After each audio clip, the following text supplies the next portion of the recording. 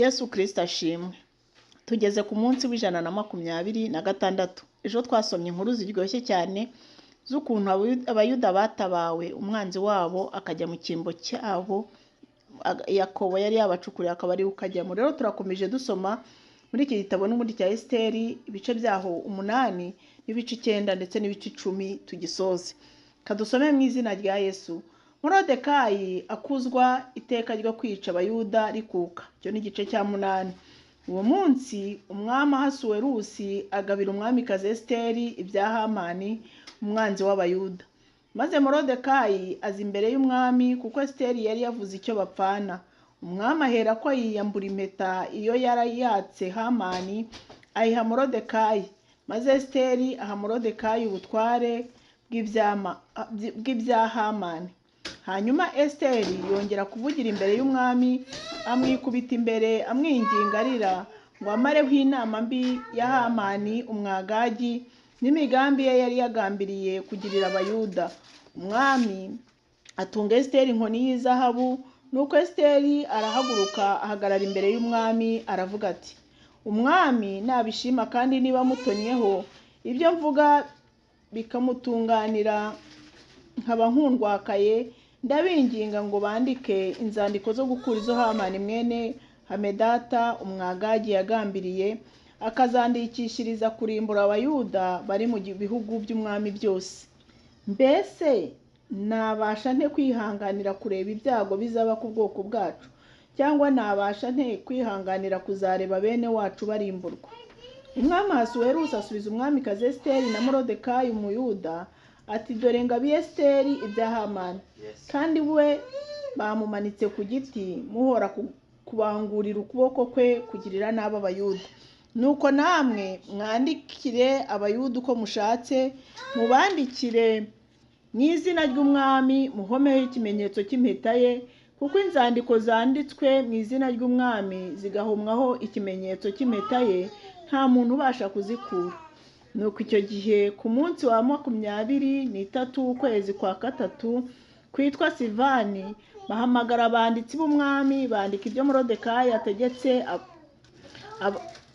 abayuda bose byose, n'ibisonga by'umwami n'abatware b'intebe n'abatware b'ibihugu uko ari 127, uhereye i Buhinde ukageza Etiyopiya, igihugu cyose nk'uko imyandikire yacyo imeze, n'ishyanga ryose uko ururimi rwayo ruri. Yabandikira n'abayuda mu rurimi rwabo uko imyandikire yabo imeze. Nuko Morodekayi abyandika mu izina ry'umwami Ahasuwerusi, abihomaho ikimenyetso cy'impeta y'umwami. Yohereza intumwa zijyana izo nzandiko bahetswe n'amafarashi akorera umwami kandi afite imbaraga, yakenurirwaga mu kiraro cy'umwami. Muri izo nzandiko umwami yemerera abayuda bo mu midugudu yose ngo baterane birwaneho bashikamye, kugira ngo bazice barimbure bamareho ingabo zose z'amoko yose zo muri ibyo bihugu zizabatera, bice n'abana babo bato n'abagore babo, bajyana ibintu byabo ho iminyago. Kandi ibyo bizabe ku munsi umwe mu bihugu byose by'umwami Ahasuwerusi, ari wo munsi wa 13 w'ukwezi kwa 12 kwitwa Adari. Urwandiko rukurikije urwategetse yuko itegeko rizamamazwa mu bihugu byose, ruhera ko rwandikirwa amahanga yose, ruvuga yuko abayuda bakwiriye kuba biteguye kuri uwo munsi guhora inzigo ku banzi babo. Nuko intumwa zihetswe n'amafarashi y'imbaraga yakoreraga umwami zigenda zitewe umwete zihutishwa n'itegeko ry'umwami. Itegeko ryamamara mu murwa w'Ishushani. Hanyuma Morodekayi arasohoka ajya imbere y'umwami yambaye imyambaro y'ubwami y'umukara wa kabayonga n'iy'ibitare, n'ikamba rinini ry'izahabu n'umwitero w'igitare cyiza n'uw'umuhengeri. Nuko abo mu murwa w'Ishushani bararangurura barishima. Abayuda nabo baracya baranezerwa barishima bagira icyubahiro. Nuko mu gihugu cyose no mu mudugudu wose aho itegeko n'iteka by'umwami byageraga, abayuda baranezererwaga bakishima bakagira ibirori n'umunsi mukuru. Maze abantu benshi bo mu mahanga yo mu bihugu bihindura abayuda, kuko abayuda bari babateye ubwoba. abayuda bica abanzi babo. Icyo ni igice cya 9. Ku munsi wa 13 w'ukwezi kwa 12 kwitwa Adari, itegeko n'iteka by'umwami byendaga gusohozwa. Niwo munsi abanzi b'abayuda bibwiraga ko bagiye kubagiraho ububasha, ariko birahinduka abayuda baba ari bo bagira ububasha ku banzi babo. Nuko abayuda bateranira mu midugudu yabo mu bihugu by'umwami Ahasuwerusi byose ngo bafate abashakaga kubagirira nabi. Nta muntu wabashaga kubabuza kuko amahanga yose yari yabatinye. Maze abatware b'ibihugu byose n'ibisonga by'umwami n'abatware b'intebe n'abakoraga imirimo y'umwami batabara abayuda kuko Morodekayi yari yabateye ubwoba. Morodekayi uwo yari akomeye mu rugo rw'umwami, yamamara mu bihugu byose kandi yajyaga arushaho gukomera. Nuko abayuda bicisha abanzi babo inkota, barabatsemba babamaraho, bagirira ababangaga uko bashatse. Mu murwa w'Ishushani abayuda bahica abagabo 500 barabarimbura. Bica na Parishanidata na Darifoni na Sipata na Porata na Adariya na Aridata na Parimashita na Arisayi na Aridayi na Vaizata bene Hamani mwene Hamedata umwanzi w'abayuda. Uko ari 10 barabica, ariko ntibagira icyo banyaga. Uwo munsi umwami abwira umubare w'abiciwe mu murwa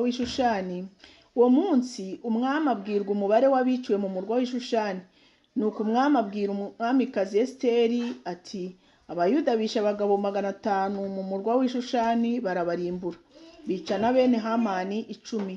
Mbese none mu bindi bihugu by'umwami bakoze ibingana iki? Hariho icyo usaba ukagihabwa? Hariho ikindi ushaka ngo gikorwe? Esiteri aramusubiza ati, umwami nabishaka yemerera abayuda bari Ishushani, ejo bazabigenze nk'uko itegeko ry'uyu munsi rimeze, kandi bene Hamani uko ari 10 bamanikwe ku giti. Nuko umwami ategeka ko biba bityo. Iteka ryamamara Ishushani, na bene Hamani uko ari 10 barabamanika.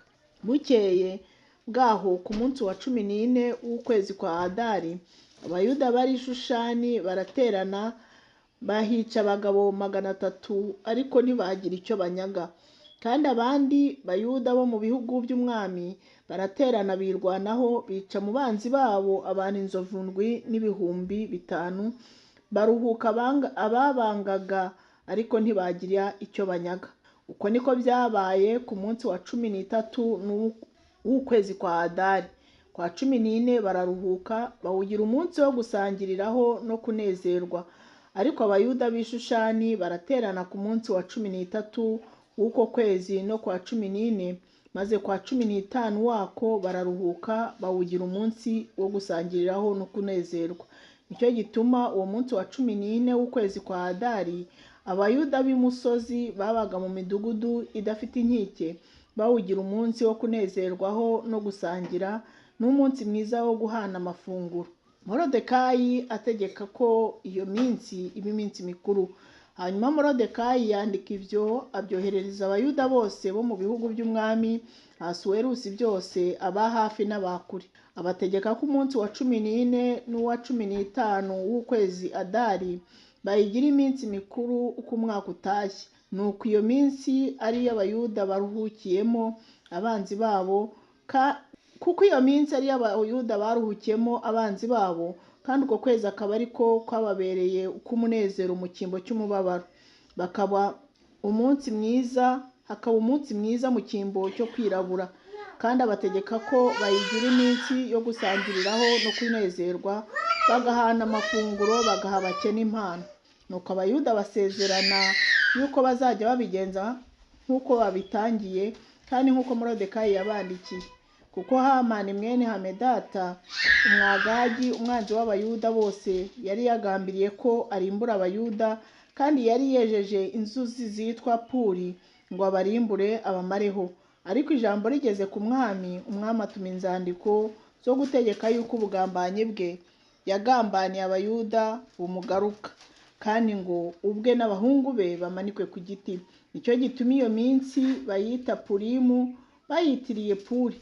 Maze kubw'amagambo yo muri urwo rwandiko yose n'ibyo babonye mu byabaye, n'ibyababayeho bituma abayuda bategeka iyo minsi uko ari ibiri ko bazajya bayigira iminsi mikuru uko umwaka utashye mu gihe cyayo gitegetswe nk'uko byari byanditswe. Barabisezerana ubwabo n'urubyaro rwabo n'abajyaga bifatanya nabo bose ngo bye kuzakuka. Kandi bategeka yuko imiryango yose yo mu bihugu byose no mu midugudu yose bazajya bibuka iyo minsi bakayigira iminsi mikuru ku ngoma zose, kandi ngo iyo minsi ya Purimu ntizakuke mu Bayuda cyangwa ngo urwibutso rwabo rwibagirane mu rubyaro rwabo. Nuko umwamikazi Esiteri umukobwa wa Abihayili na Morodekayi umuyuda bandikisha ububasha bwose bahamya urwo rwandiko rwa kabiri rwa Purimu.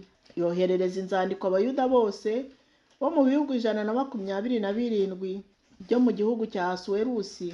Izo nzandiko zavugaga iby'amahoro n'iby'ukuri, kugira ngo ahamye iyo minsi mikuru ya Purimu mu bihe byategetswe uko Morodekayi umuyuda n'umwamikazi Esiteri babitegetse, bakabyisezeranira ubwabo n'urubyaro rwabo, ibyo kwiyiriza ubusa no kuboroga kwabo.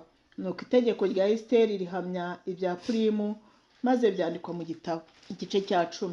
Nuko umwami Ahasuwerusi akoresha ikoro abo mu bihugu n'abo mu birwa byo mu nyanja nini, ariko ibyo yakoreshaga ububasha bwe n'imbaraga ze byose n'ibyerekana neza uko umwami yakujije Morodekayi akaba umuntu ukomeye. Mbese ntibyanditswe mu gitabo cy'ibyo ku ngoma z'abami b'Umumedi n'Ubuperesi, kuko uwo muyuda Morodekayi yari uwa kabiri ku mwami Ahasuwerusi, kandi yari akomeye mu Buyuda, agashimwa na bene se uko bangana, agashakira ubwoko bwabo ibyiza, kandi akajya abwira urubyaro rwe amahoro. Imana ibahe umugisha. Turashoje igitabo cya Esiteri, tuzakomeza ejo n'igitabo cya Yobu. Mugire umunsi mwiza.